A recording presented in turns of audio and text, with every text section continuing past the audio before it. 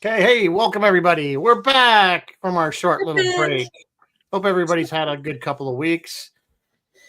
Welcome, Phil, for joining us again. So I'm the guest who won't leave. Yeah, you're like it's like Bad Penny. But we like this penny. I came up with I thought there would be we needed kind of a light dystopian thing to do. This is not light. This is so layered. Well, I mean, it's kind of funny though. It's got humor. It is kind of funny. It's a comedy. Yeah, it's not too serious. So I thought in light of things, Rizzo, if I was you, and this is all I'm going to say on the subject, if I was you, I would have went with V for Vendetta. But that's just me. That's maybe we'll do that one. Leave that stuff. I don't know why this one popped into my head for whatever reason it did, and for some reason, Phil, and I don't know why. I said, I bet you, Captain Phil likes this movie. I do. I do. I don't know why. I just had a feeling. I do, but it's been a while. It's been a while. I think this may be one I've only seen in theaters. Wow, so, that's or on Showtime or HBO or something like that. It's got a catchy song. I'd only seen it in parts and pieces. This was my first viewing of the whole thing together. Yeah, so we're going to get into that. I think you got a little bit of news. I got a little bit of news, and you guys are more than welcome to comment on the news. Guys, I am so sorry to say that Tony Todd has passed. Yeah. Yes. We loved him as Kern. Kern? Wait. Yeah. Who did we love him as? Kern. Captain Yes. Kern. Worf's brother. And also he played a grown-up Ben Sisko. Yes. But and also he played Candyman. Like he played a whole bunch of horror movies. Like he was amazing. He was everywhere and apparently a very nice man, from what I understand. And apparently very nice. Moving on, it has been confirmed that a couple of castings have happened here. One is Sigourney Weaver will be joining the cast of The Mandalorian and Grogu. Wow. That would be very interesting to see Sigourney in Ripley, Star Wars universe. Are they going to bring in a xenomorph like Star Trek? Wouldn't that be cool? Wow. That would be awesome. I can't wait to see that. I think it's going to be interesting. The other casting that I thought was interesting is Macaulay Culkin is confirmed in Fallout Season 2. Yep, I saw that one too. Well, he has that experience of like fighting off the burglars, Yeah. So Fallout might work for him. He can fight off the. Honestly, Sigourney Weaver would make a great starship captain, I would think. Is that what the role? Does anybody know the role? I don't know the role. Remember, she's not Star Trek. It's Mandalorian. It's Mandalorian, but in Star Wars, we had what's her name? Holdo. Sorry, coming meltdown. Sigourney would have been better than what's her name in the Holdo maneuver. Yeah. Right. Yeah, I mean, we'll see. I mean, she's usually great in whatever she does. So she's great in everything. Yeah. I'm positive it's possible as long as they don't kill her off in the first 10 seconds. Yeah. Yeah, we got what's her name from Trinity from Matrix. Oh, she's dead. It's gonna be all over the posters. Dead in 10 minutes. Oh God, please no. And you notice, and Disney did announce, although this is getting to be like, who cares? Another Star Wars trilogy, episode 10, 11, 12, or whatever the hell they're gonna do. Well, I think we're now and it's so funny because I watch like all these different podcasts and webcasts about these things, and it's like I have to agree. I am like don't even care anymore because they announce so many things that never happen. How many movies and TV shows has Disney announced for the Star Wars universe that went nowhere? And then as things happen, they're like, no, we're going to cancel that, and then it kind of sneaks back on the schedule. And like, what? I thought you canceled that. Yeah, I've seen that happen too. Over and over. It's up and down. They can't figure out what they want to do. Maybe you oversaturated. Yeah. Instead of pumping out so much material. Well, Star Wars was we always loved it so much because it was like we barely got anything. Yes. So anything we got was like. And now it's Marvel or Star Trek. Marvel's the same way. Yeah. And speaking of oversaturating, Skeleton Crew, which is a Star Wars show, which I think is going to be the prodigy of Star Wars. Skeleton Crew, December 3. Agatha Harkness will be back in What If Season 3. That starts December 22nd. And finally tonight, over on the Star Trek side of the world, Section 31. A movie with Michelle Yeoh, January 25. They have been threatening us. Oh my God, they actually made it finally? I think they actually did it, yes. They have been threatening us with a JJ Origins movie that none of us want. Well, it's going into production next year. Andor April 2025. Andor will be out. Yep. So that's coming. That's it only took 2 years for that one. Well, I like to throw something into this mix that I read about. I'm very excited about that you may or may not know about. It's on MGM Plus, if that's a streaming channel or not. It's a TV series of the novel Earth Abides by George R. Stewart, which is a post-apocalyptic novel from 1949 about a virus that wipes out most of the population of the Earth. And it's this one character who rebuilds, and it's his life in this new world and all the different things that happen. It's a great book. I read the book many times. I love the book. George R. Stewart, 1949, Earth Abides. And what I'm reading, they're going pretty close to the novel. So I'll have to get MGM Plus I don't even know if that's a thing. I've never seen it, but some of those are free. They just have commercials. Yeah, some of them are they're free. not charging you a monthly fee for it. That sounds a lot like Z for Zachariah. There's like a whole slew of the Earth gets wiped out and there's one man left. Like there's a bunch of those going on. So now I'm curious. It's a great story. It's not just one man. There are other survivors, and it's as these people coalesce together through the years. And there's some racial moments in it as well. The book was written in 1949, and the woman he finds happens to be a woman of color, which for 1949, I thought they don't mention it in the book that way. I mean, they say, but they don't say it directly. Yeah. But the TV show is keeping to that, which I think is great. And these two people just rebuild society, and it's really a good book. I mean, he's terrified about when they have children because they're by themselves, and then of course things happen, like there's an explosion of ants or there's an explosion of rats, or as the ecology tries to right itself after the removal of humans in the picture. So it's a great book. I recommend you read the book. And it's an early post-apocalyptic novel, so it's like all these stories are out there, but this is like what those ones are based on. It's kind of like when Disney made, I hope it doesn't skew this way, when they made John Carter of Mars. That was the first Mars thing, and then and it was like this basically what Star Wars was kind of supposed to be like.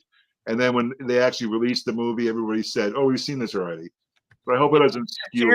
They were talking about remaking that again. John Carter. Yeah. So, who knows? Yes. So Bill says streaming services for MGM Plus is $6.99. Yep.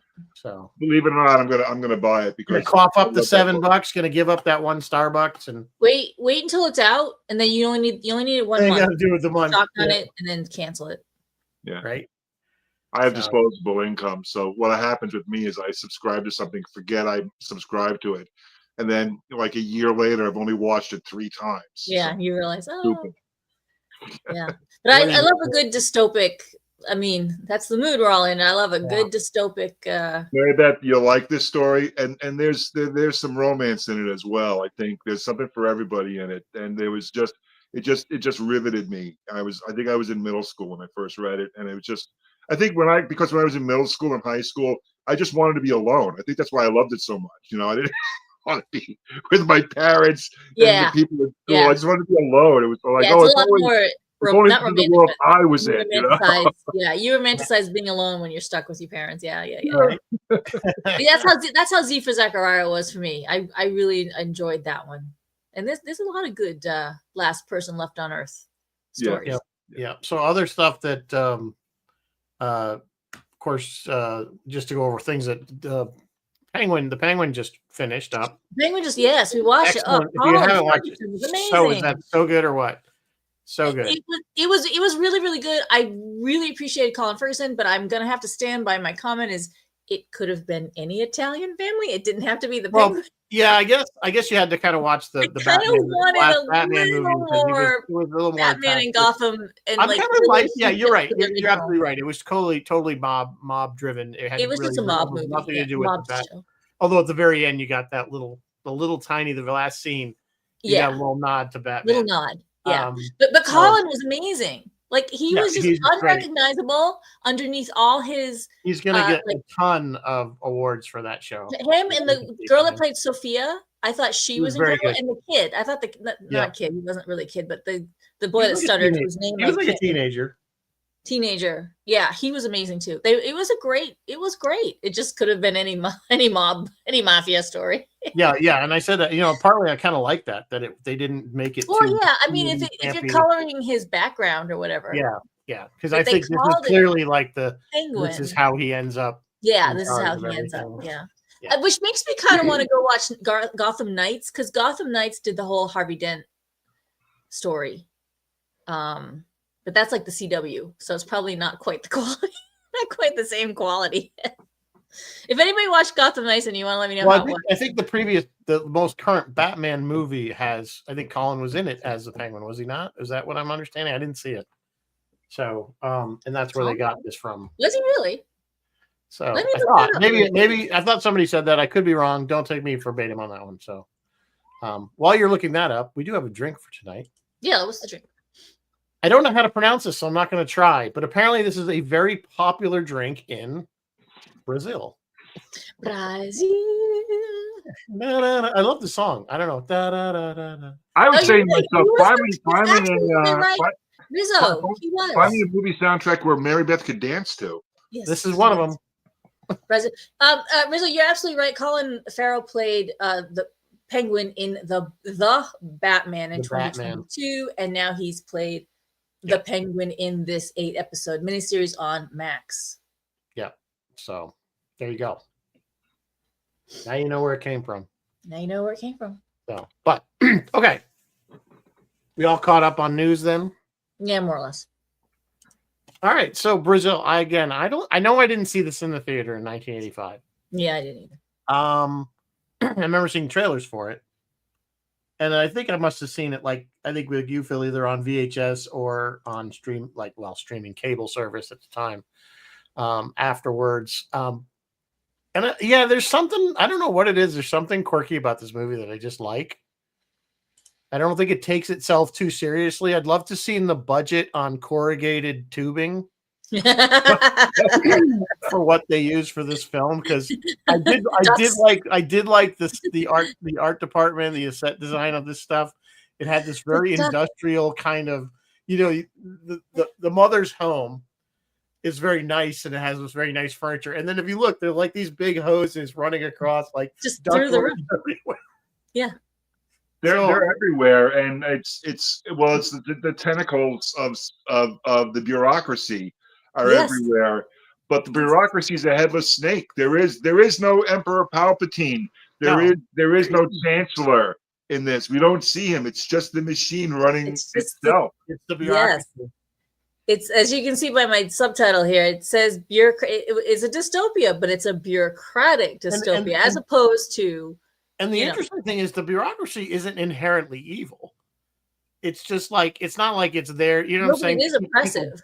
But it is oppressive, but it wasn't, it's not like, it's just it's evil because of what it is, not because it's intending to be, oppressive. Well, I mean, you're absolutely right. It steps on the citizens like they're bugs. And ironically, a bug being killed is what causes Buttle to be killed, at the beginning of the movie, which cascades. It's literally the butterfly effect. It cascades everything happening, or downstream, and downstream, and you're right. It doesn't know a shark isn't evil, right? But it's still going to bite your butt off, right. So this is a shark. It's doing what it does. It swims along and it creates more duct work. That's what it does. And the humans, the people, the citizens, instead of the bureaucracy serving them, now they serve it. It's almost like it's a very almost communist-like environment where the people you work, you do your job, but the state provides for you, because it's clearly like he has having a problem. He just called Central Services. To come out and fix his heat or whatever, and they just come out and fix it. not well, but so you get this sense that everything is kind of sort of provided for, but again, there's still like a class system, even though so it's kind of strange. But Yeah. Strange is probably the best way to describe this movie. There's a lot of weird things going on in this film. Yes, it is definitely an absurdist comedy. And the way they describe it is this is not supposed to be the future. It's a commentary on life, I guess, current modern life. It's a commentary that we are kind of cogs in this. Listening to the, I went out, you guys gave me enough time, and I don't think this is in my DVD collection, so I realized that I didn't want to pay $4 to just stream it.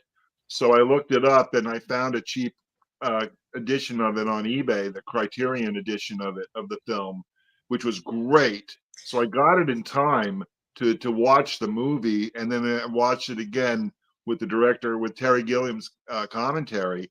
And in his mind was the so-called, I guess they call it the Troubles, over in Ireland and England, where they were bombing, and that's really what the bombings are based on, is what was happening over there in the 80s. Yeah, the IRA stuff. Yeah, the IRA stuff.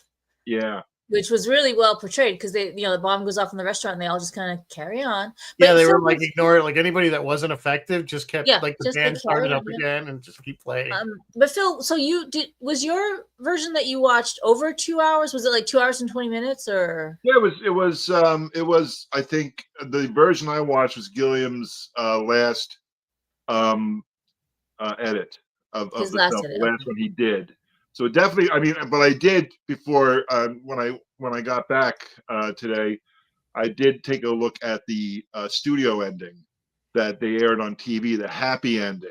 They call it the Love Triumphs All ending. The Love Triumphs. Which do you prefer? Cool. Which do you prefer? Oh, I prefer Gilliam's. Well, I like Gilliam's work, so I like. I mean, going through my favorite. I haven't seen all of his films. But I love Time Bandits. I love Baron Munchausen. I think people hate Baron Munchausen. I love Baron Munchausen. That's his trilogy of man, because Time Bandits is when you're a child, and Munchausen's when you're. Well, they all are about stories about people trying to get away from society or leaving somehow every organization behind. Yeah. And that's kind of what all three movies kind of deal with. I mean, what do you think about? We've done Time Bandits, I believe. Yeah, yes. We did Time Bandits.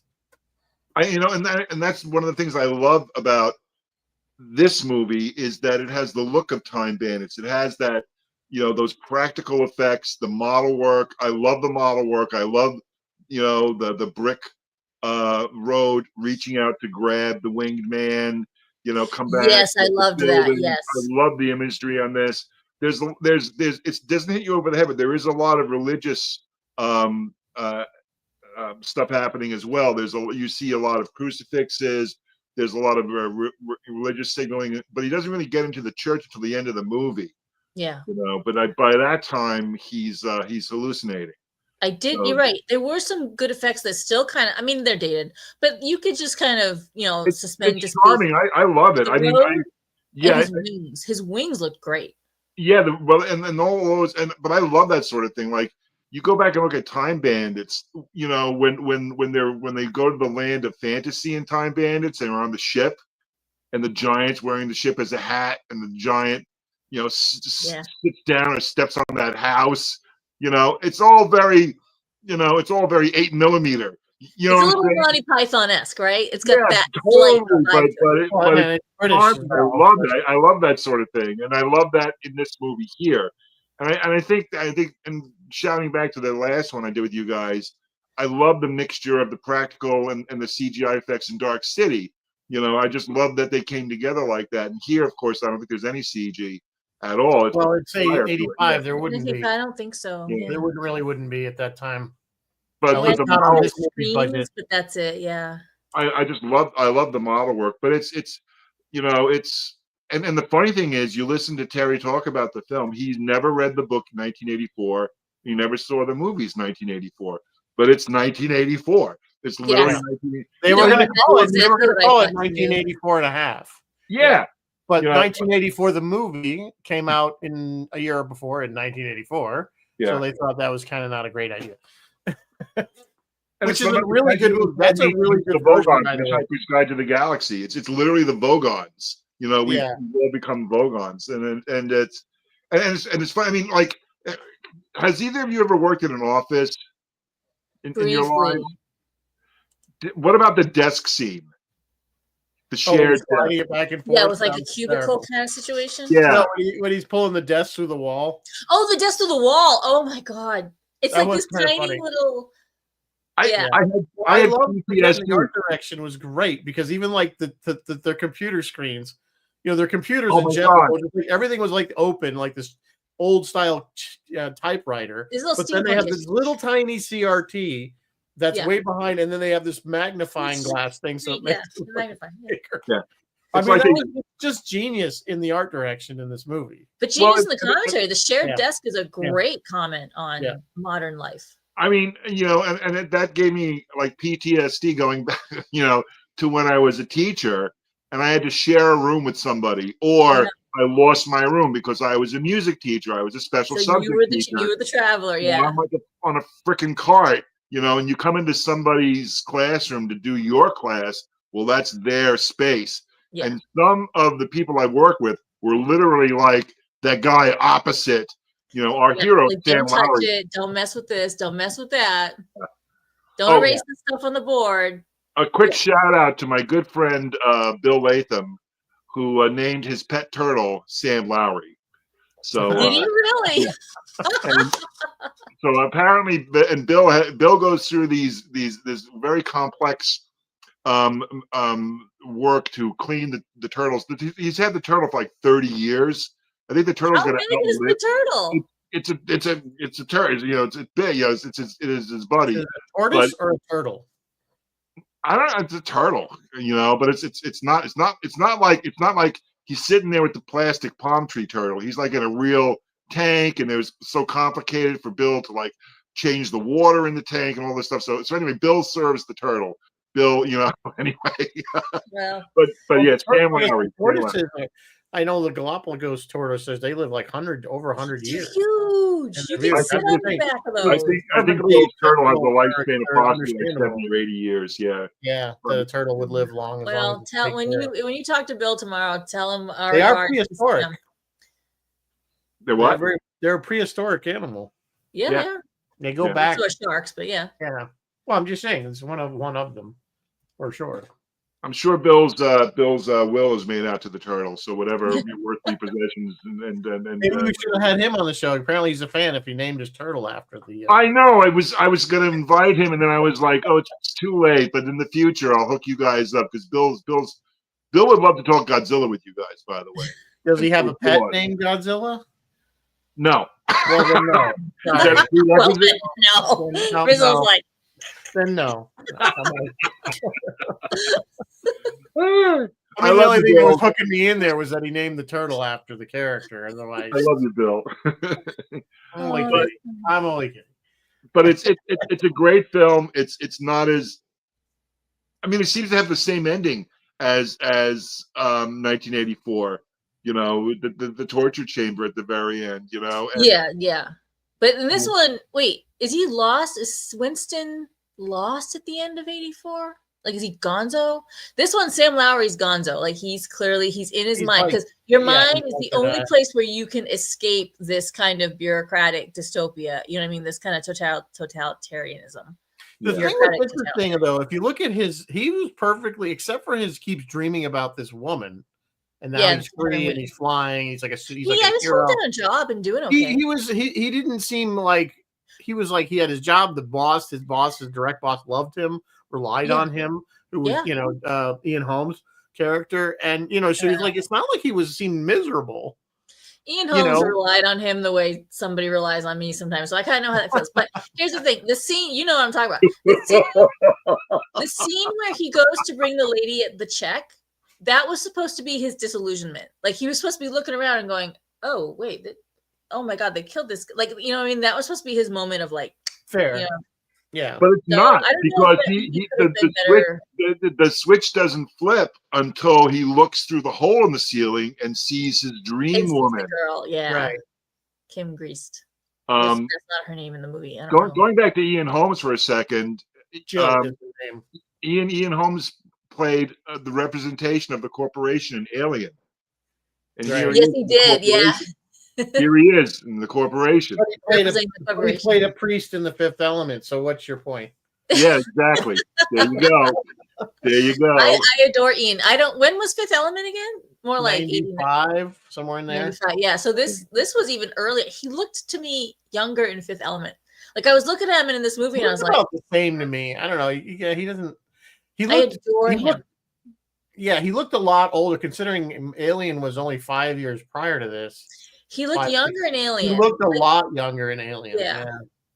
Yeah. So, but he's such a great actor. Since we're talking about Ian, let's kind of walk through the cast a little bit. The cast is like really actually unbelievable. And Jonathan Pryce, you guys know him. If you don't know who he is by name, you've definitely seen him. He's in everything, you guys. He's currently in on a Apple show called Slow Horses. He was Elizabeth Swann's father in Pirates of the Caribbean. Yeah, he played. Yeah, he was in Game of Thrones. He plays a baddie in the James Bond movie. He plays in the James Bond movie. The one with Michelle Yeoh. He plays in everything. He's in a ton of stuff. He's very young in this one. Younger than we usually are used to seeing him. He lives in this. The set is like built around him. The way they filmed it, and he's walking. You look at the way his shadow stretches in those big hallways. Or his apartment. He does, and in his apartment with all the gadgets, making him breakfast and everything. The whole Doc, the whole Doc from Back to the Future situation, and Gilliam says they stole that. Zemeckis stole that from me from when he did Back to the Future. Yeah, they might have. He might have. But the Price is great in this. He's usually good in everything he does, and he's funny too. He's a comedian as well. So he's if you know him when you see him. Kim Greist, I guess is how you pronounce her name. She didn't do a lot. She was in a bunch of movies here and there. She was around. Apparently, Gilman didn't really care for her performance in this movie, and he cut out. I don't know her. Yeah, he cut out a number of her scenes. And this would be Gilliam's fault because he wrote this thing and then he directed it. But she was playing the half and half, so she was half tomboy or member of the Resistance. I think her and Tuttle were in the Resistance together. And then the other time when she was in Sam's Mind, she was this beautiful with the long hair, and then she had the short hair. So she was playing a character with dichotomy, and that can be hard sometimes. He maybe could have not made her quite so disparate. I don't know. Maybe that was just hard on her to play. But yeah, I don't know how I felt. I didn't really love her performance. I liked the way it was cut because to me it was more like she's literally the reason why he gets tortured at the end of the movie. He decides to chase her. So it's like Friday the 13th. You have sex, you're gonna die. And then, which is why Winston gets tortured in 1984 too. So I guess nothing's changed there. And then the whole Freudian thing, when they finally do have sex in the movie, they have it on his mother's bed, right? And then the film goes up, and you're looking up into the lace above them, and it's like the birth canal. It's just kind of odd, Yeah. And then the ending when he's in the church for the funeral, she's there. Looks like his mother with the shoe hat on her head. Yes. Yeah. And then it is Catherine Hellman. It switched back and forth. So there's this whole Oedipal thing going on as well. It's like another burden for she has found other younger men. She abandoned Sam. She doesn't need him anymore. She has found younger men. And that never happens with the real woman. It happens with his mother. His mother is doing that all throughout the movie. She's going off, and anyway, go ahead. You're going down the cast. I interrupted. It's fine. The next, of course, the other one that's the surprise to me of this movie is Robert De Niro. Yes, now, Robert, he wanted to do this movie. In fact, he wanted to play Jack Lint, but they had already promised it to Michael Palin. Michael Palin, yeah. So they gave him the Tuttle character, so he was having. Apparently, though, again. He was, according to Gilliam, he was a pain to work for. He was just very detail oriented, always trying to research, and he was just like he would want to do where everybody else was doing 2 or 3 takes on a scene. He was doing like 25, 30 takes, and his 1 week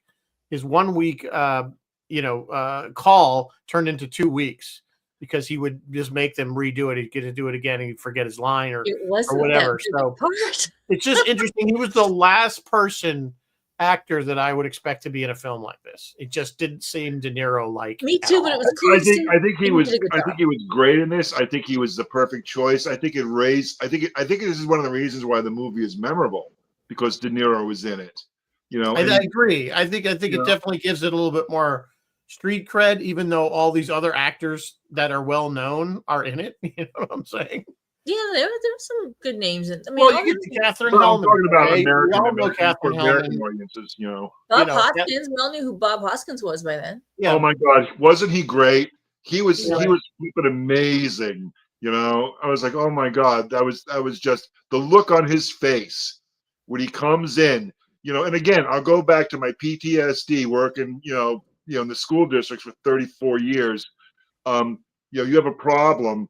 You get the custodians. If you're not friends with the custodians, you're effed, and literally, that's I look at those guys like I had a problem in my room, and if I'm not nice to the custodian, that's the look they give you when they come into your room. It is. Bob Hoskins is one of those performers. I think most of us knew him from Roger Rabbit, right? From Roger Rabbit. And he's British. And he does so much American dialect that when you hear him speaking with the British accent, you're like your brain kind of breaks. There's a lot of actors. It's like the guy that on Walking Dead that plays the main character there. The sheriff. Yeah. I can't think of his name, but he's the same way. It's like he plays a Georgia sheriff, and then you see him in an interview, and he's got this heavy British accent. Yeah. But Bob was one of the first ones to break my brain that way. But yeah, because he's always playing an American like every guy. He's always playing the typical, hey, what are you doing? Well, I think what Rizzo says also, it goes back to like, all right, so Jonathan Pryce is really the headliner, is the main character in this. But all these other actors, I'm going to call it an ensemble piece because really it all creates this larger whole. Everybody has small. De Niro is a small part. Catherine Hellman is a small part. Yeah. His girlfriend, a small part. Palin, a small part. But in those parts, they're massive. They're just gigantic. They're just perfect. Jim Broadbent, like if you guys don't know who Jim Broadbent is, he's around. He pops up as the doctor, Dr. Jaffe. There's just a lot of faces that kind of pop up. Of course, there's a lot of British actors who we maybe are not as familiar with here in the States, but yeah, it's kind of a powerhouse cast. Yeah, because I mean, like Catherine Hellman, we all know her from Soap. I mean, if you didn't watch Soap in the 70s, I don't know what you were doing at that point. I was a little. Of course, that was her claim to fame, but she'd been in a ton of other stuff.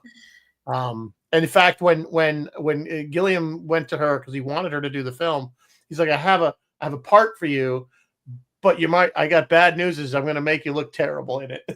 Like physically. Remember, the first time you see her, they're stretching. They're doing like a face lift on her, and there's pinch thing.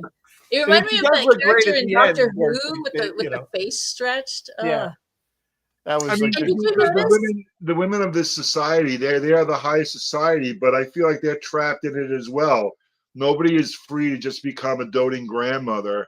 Yeah. They all have to stay young until the one poor woman literally disintegrates. Well, that's just it. That's what I was going to say. The bestie, her bestie that had the daughter that they were perpetually trying to foist off on Sam. The bestie is trying to have these plastic surgeries to make herself more beautiful, but it's getting worse and worse. Like there's more damage and more damage and more damage. Yeah. And so you wonder, you don't find out. Does she ever? Probably not. She probably just, like you said, disintegrates. He was the funeral. That was the funeral. That was her funeral. That was her. You open the casket and she spills out. She's gelatin at the end. Of course, we don't really know that because at this point, this is all in his head. Yeah. But what's the message there? Like, don't chase beauty. Don't chase. Yeah, vanity is what it is. Yeah. Vanity. Yeah. Well, we're all trapped in our own little hamster wheel. So yeah, we kind of already talked about Ian, Michael Palin, of course. If you don't, Michael's been in a ton of stuff. Of course, Monty Python, most notably. Nobody expects the Spanish Inquisition. But Ian Richardson, you might recognize Ian Richardson from a science fiction show that we used to watch. I believe, right? He wasn't he in Buck Rogers? Second season, right? Was he in Buck Rogers? Second season, wasn't he? Dr. What's his name? The old man that basically played himself. Was he? He's in Dark City. Yes. I want to say, unless I'm mixing him up with somebody else, I might be. I thought he was. I'm not seeing the comment. You may well be right. I'm sorry, I'm not seeing it off. I might be wrong. I might have him mixed up with a different guy. Apologize for that. Then he looks just like that guy, though. But Palin, you know, he's this one character throughout the film, and then he's in the white hallway. And he looks down. And he smudges the drop of blood on the white floor. Oh yeah. And he goes into the office, and there is Palin. Turns around, and he's got the bloody smock on, and you know, and he's using these facial massagers, which are from the 1930s, you know, and these vibrating things on his hands, you know, and that's what that was like a vibrator from the 1930s, or whatever, and I actually sell those at the flea market. I have a few of those. I could source the next Terry Gilliam movie, I guess. And that character, the Jack Lynn character, that's a commentary right there. That guy was a psychopath, but he brought the kid. He didn't know the kid's name, right? It's one of the triplets. Yeah. He didn't know which one. He brings, it's like Dottie, you know, bring daughter to work day kind of thing. So he brings the kid. That was Gilliam. That's Gilliam's daughter. Was it really? Yeah, and she didn't. And then he's doing these psychopathic things. It's like, well, she says we're going to cut off your willy, you know, when she's sitting in the chair. It's like, oh my God, but she didn't want to do it, and they tried to get they brought her. They filmed the first day, and then she was done being an actress because she's like 3 or 4 years old. She's little, yeah. She's really little, yeah. So they bring her back the next day, and it was just pulling teeth to get her to do that sitting at the desk line. It's like it took them forever to do that. Oh. But it works. But it's awful. And I always disconnect. I disconnect from reality. Well, not that I'm ever connected, but I disconnect from reality when I watch this movie because I always have it in my head. Because I guess I can't believe he was going to get laid. You know, I guess, you know. So I think that he's. I don't think he's. I think he's in his dream world when he scores in his mother's bedroom with his dream girl. You know, that was always in my head. And listening to the commentary and stuff, the dream world happens after he gets locked into the chair, you know, and the plumbers come to rescue him. But that's where I always believe that's where his delusions start. That's where it is. But I always thought, I think maybe it's a commentary on me, you know. No, well, it's probably a commentary on many of us. There are times when you could question, is this all in his head or is, you know, this actually happening? That's what I was going to ask. So I always think of Tuttle, and I'm throwing her in too. I can't think of her name. What was her character's name? The girl. Jill. Right? Yeah. Okay. Yeah. Jill and Tuttle. I mentally put them in the Resistance. Was the Resistance real? Jill, yeah, because the bombings were real. They were part of the group responsible for all the bombings, right? Well, no, he implied that he wasn't. I don't believe that. She was no, because he thought the package she was carrying was the bomb.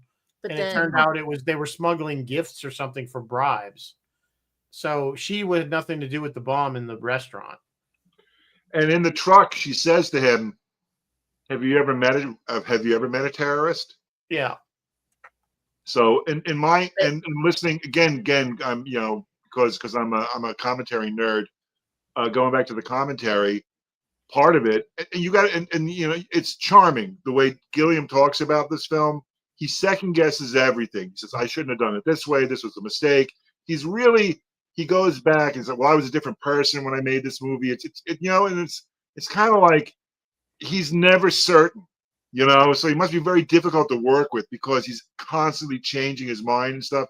But one of the things he said in the commentary was the bureaucracy of the movie Brazil, the government bureaucracy there, the what was it called? MOI, the Ministry of Information.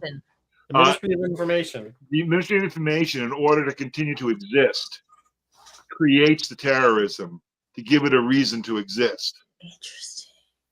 Yeah, because it's its own thing. It's its own You know, it's its own whatever. What's that machine that never stops? That everybody wants to invent a machine, and it was perpetual motion perpetual machine. motion. It's its own perpetual motion machine.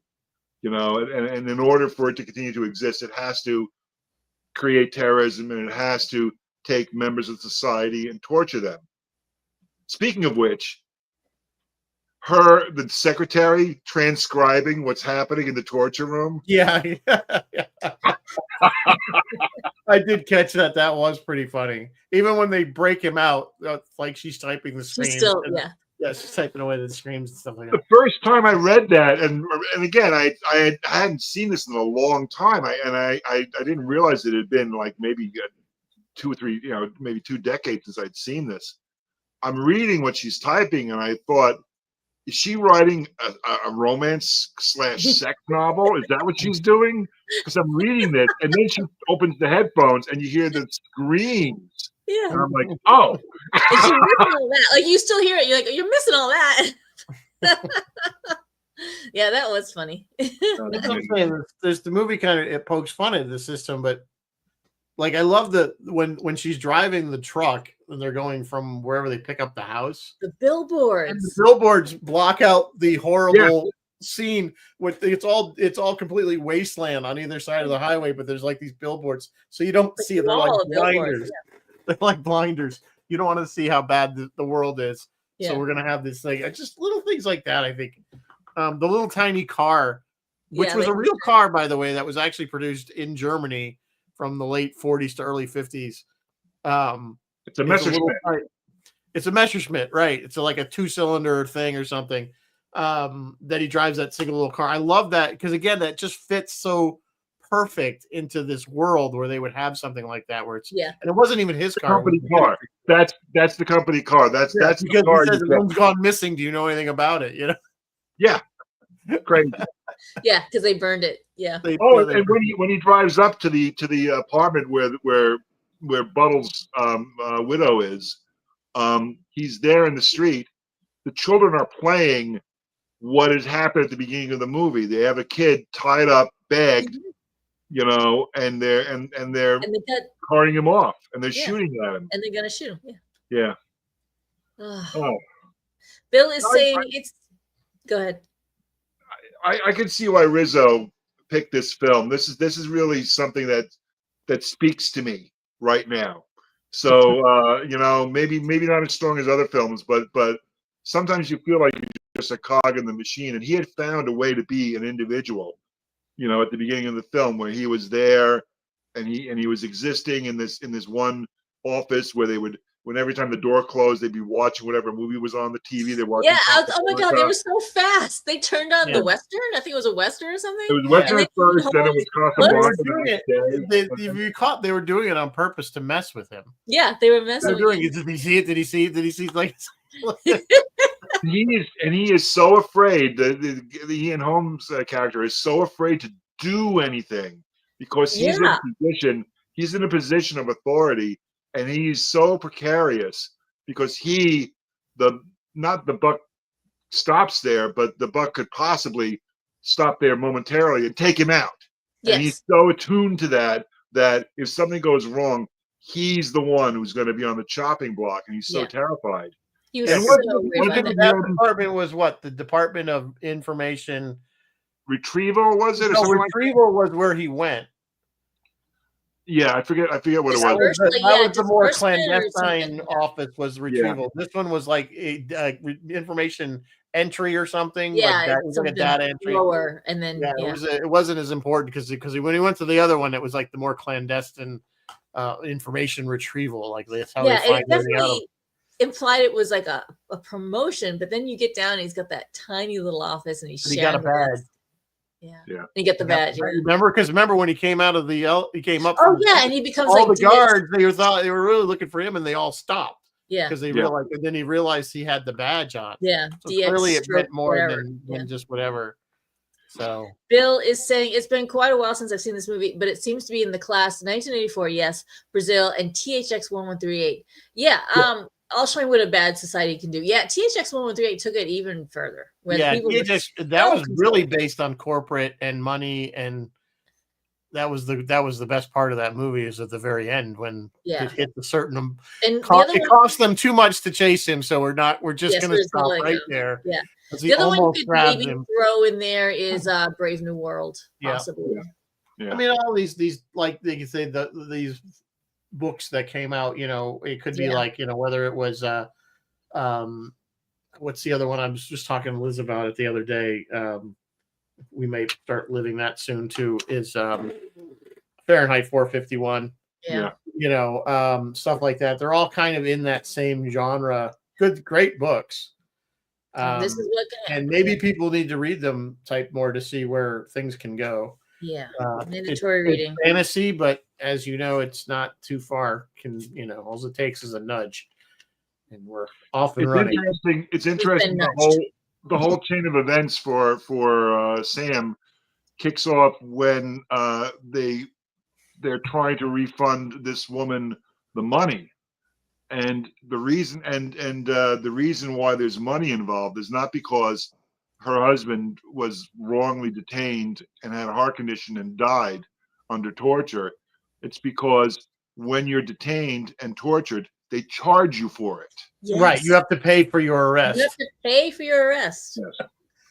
And that's something from the real world. They used to do this in the Middle Ages. They'd be like, and it's crazy.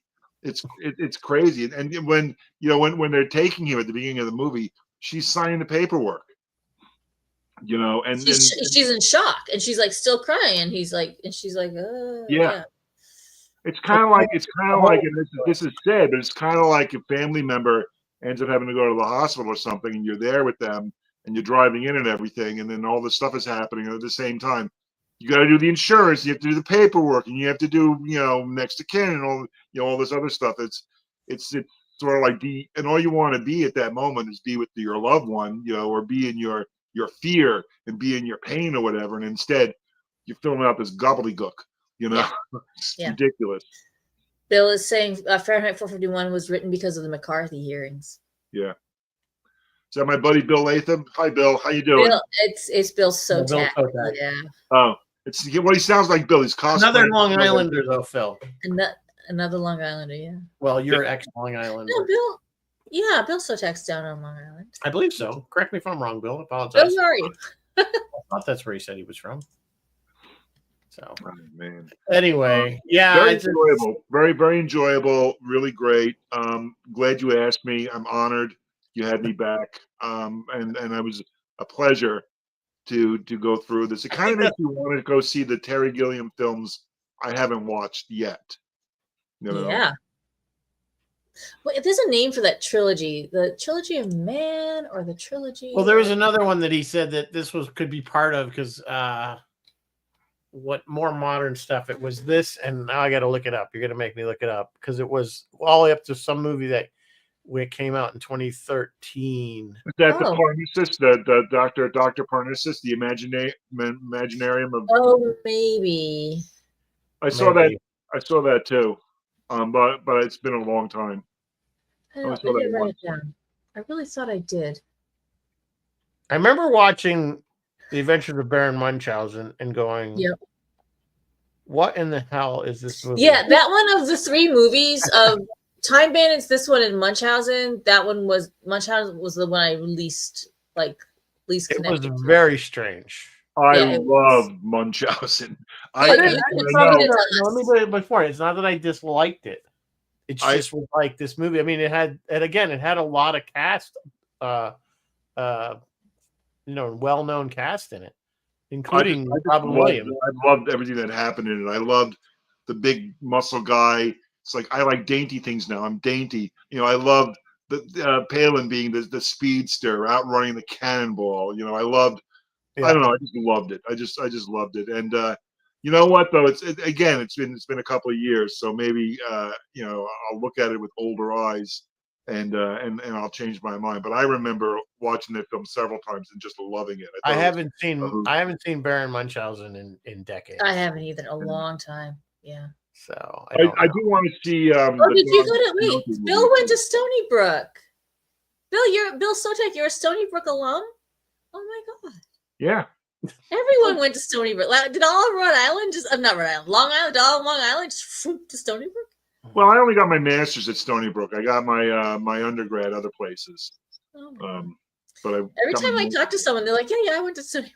Do you remember I had my sister-in-law's dad on, and he was like, yeah, we went to Stony Brook. Ironically, one of my daughter's schoolmates that from high school went there, ended up at Stony Brook. Everyone's at Stony Brook. I thought that was kind of ironic. I'm like, I know a guy that works there. Yeah, we know. We've been on the radio there. Put on the radio.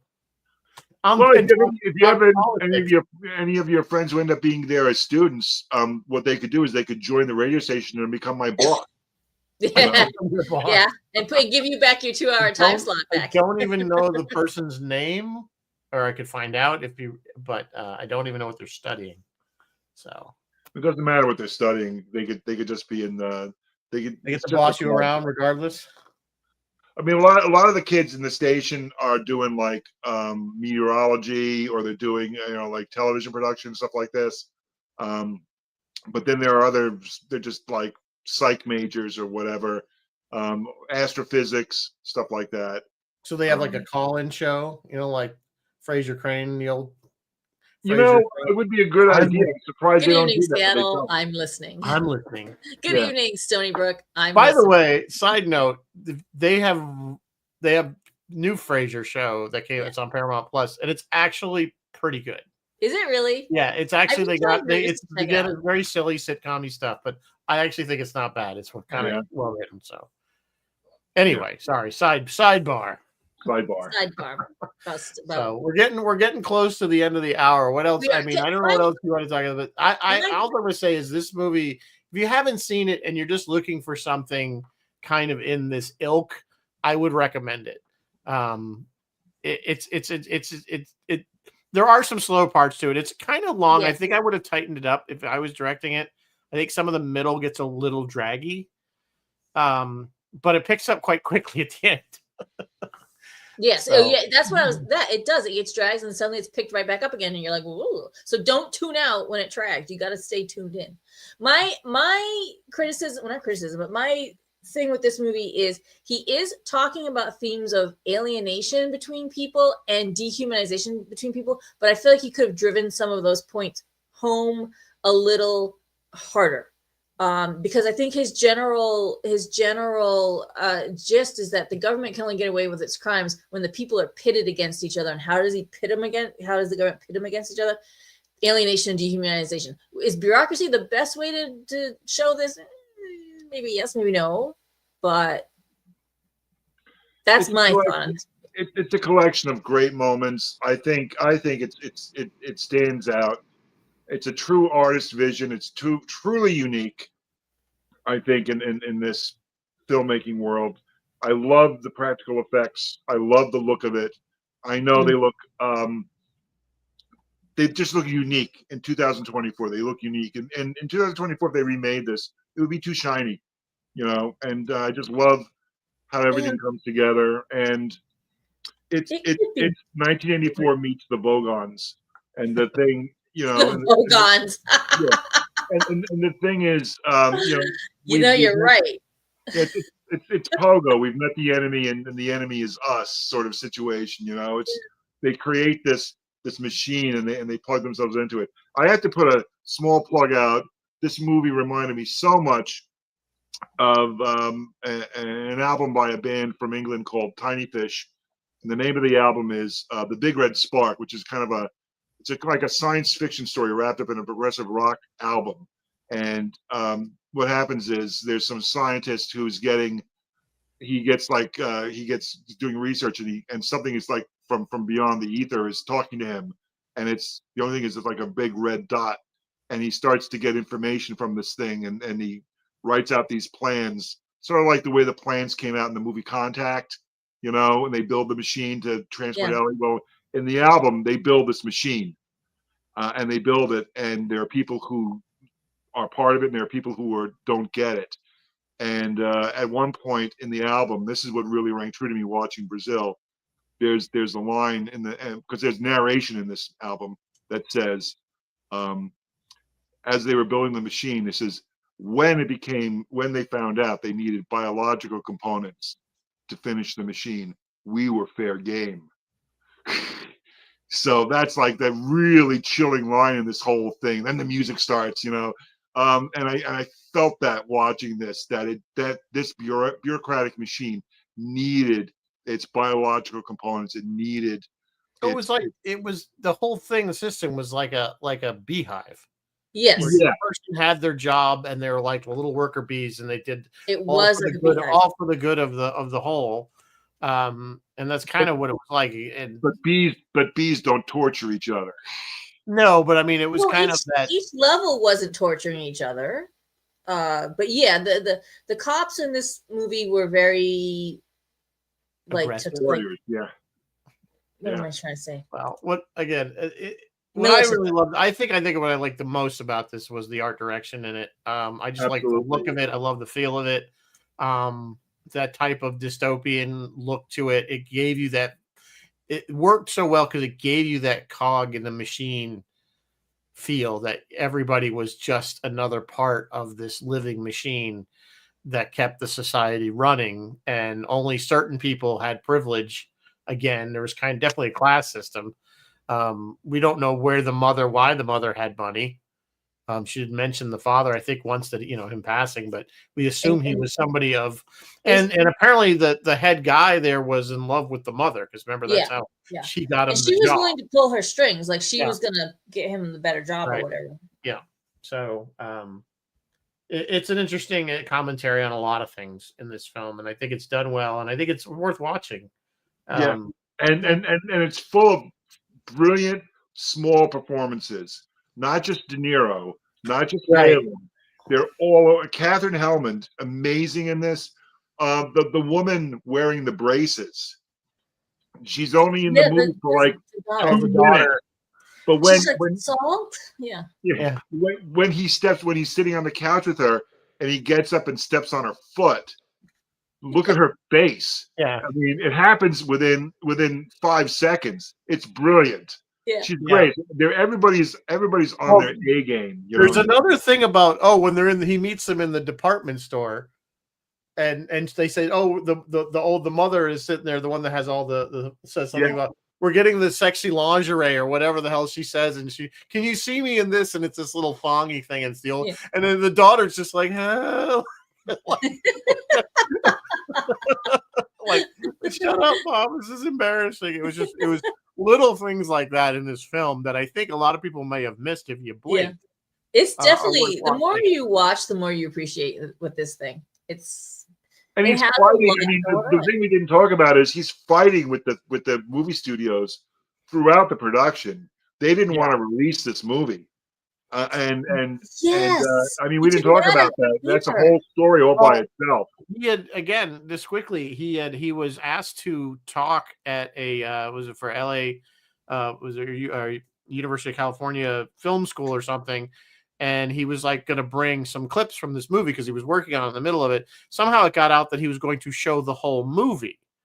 And of course, Paramount, I think it was Paramount at the time, or whoever owned it, whatever studio it was, got wind that he was going to do this, and of course said, no, you can't do this. You can't show the film. Well, I guess they made a deal. He was, okay, we're not going to do it. He went to the class and showed the whole film anyway. In fact, he showed it several times over the course of weeks, to the point where a movie critic got snuck in and watched it, loved it so much and called it like movie of the year. And that's what got him through. The studio said, well, that's also how he got to make the movie he wanted to, and they left it alone because it had already gotten a great review. And I think that lends to its legendary status. So had it been a normal release, it might not have reached the status that it did reach. That critic was from Newsday, the Long Island newspaper, to all my Long Island homies out there. And there's a documentary on YouTube you can watch about that whole struggle where that critic narrates it. He talks about what happened and how these showings are happening. It's insane. It's kind of like the way we used to watch anime in the 1980s. Some guy would like get some VHS tape from Japan flown over, and we'd all we all daisy chain our VCRs together and watch the thing in Japanese in their living room. It was crazy. It's like the Underground Railroad for cartoons. And that was the way this movie opened. It's crazy. I love it. I remember that at Comic Cons, like in the late '80s, and we're pretty much in the '90s, and then you go and there'd always be the one vendor that had just a whole table of bootleg VHS tapes. Yeah. It was just all bootleg VHS tapes. Yeah. And they'd always have the Roger Corman Fantastic Four movie. Yeah. And it was nothing. And again, most of the stuff they had was nothing that you would be able to buy commercially anyway. Yeah. Like you couldn't go to Blockbuster or whatever and buy a tape, or Walmart or whatever. They're all stuff that just was not available in the States. Yeah. Anyway, it is after 8 o'clock. It is after 8. We covered this film. Watch it. I recommend it. Obviously, Phil recommends it. I want sci-fi to still to be sold at conventions on VHS bootleg. Well, we're available for free, so there's no reason. Yeah, we're available for free, and people don't even want us for free. So bootlegging us. We are available as a podcast, so if you want to listen to us when you're driving, I would say don't do that because we'll probably put you to sleep. Yeah, we might. So it's probably not a good idea. But anyway, it is available. If you want to be put to sleep, put your headphones on and go to bed. And then you want to be put to sleep, tune in my show Thursdays, 4 o'clock. I'll put you to sleep. Except when we're on, because then it's a good show. Yes, what's Roy got going on? Roy, I don't know. I didn't look, and I'm wondering if he finally ever got to something Wicked This Way Comes, because he put that. I think he finally did do it. I talked to Roy on the phone. He did something Wicked This Way Comes. Okay, good. He's recording an episode where they're going over episodes of Space 1999, and ironically, they're doing Ring Around the Moon, and Roy and Warren have asked me to join in on that one, which is literally the worst. Okay. First season episode of Space 1999, so they call their go-to guy for the worst of anything, Captain Phil. No, you're gonna find all the good points in it. You're gonna see how that show grew, and you have no idea what I have to say about this. If you really want to be in a bureaucratic nightmare, tune in to see my review. I don't know what we're doing next week as usual. We'll figure something out as we always do. So I don't know. Well, this is a great choice. Maybe we should do V for Vendetta. We should be in our protest. Again, like you with this film, I don't think I've ever seen that from beginning. It's a good one. It's got Hugo Weaving and Natalie Portman. Wait, who was in V for Vendetta? Natalie Portman. She's brilliant. Yeah. And Hugo Weaving. It was really good. I love V for Vendetta. We will see. I don't have a lot of time because we'll be in time. Yes. Tomorrow. I leave tomorrow morning. So if you're going to this weekend to see Bill, we may see you there. Yes. And all three of us will be there. So hopefully we'll see you guys there. Buy my junk. Buy your junk. Visit Phil and the vendors and visit me in the check-in table. And I don't know what you're doing, Rizzo. I don't know. I'm either going to be wandering around like normal, or I might be on Bill's you might be on Bill's detail this time too. Yeah. We have an opening. So I don't know. I'm just the guy they stick wherever they need me. Yeah. Bill Sotak is seconding V for Vendetta, so I don't know. Maybe it'll be V. Okay, we'll see. We'll see. Like I said, I don't know how much time. If I ever do V for Vendetta, please think of me. Yeah. Please think of me. Oh, I don't know about a repeat that way. It's like too much. You don't want to overload. No, I'm good with that. I'm good with some Phil. Phil always has good comments to add. Wait 6 months to do V for Vendetta. No, it's timely now. We need to do V for Vendetta now. All right, we'll see. I don't want to commit to anything. I have to think about it. So I got to process it. I got to process. So, all right. Until next week. Let's just survive the weekend. Exactly. Until next week, guys. Live long and prosper, and always may the force be with you. Good night, folks. V for Vendetta.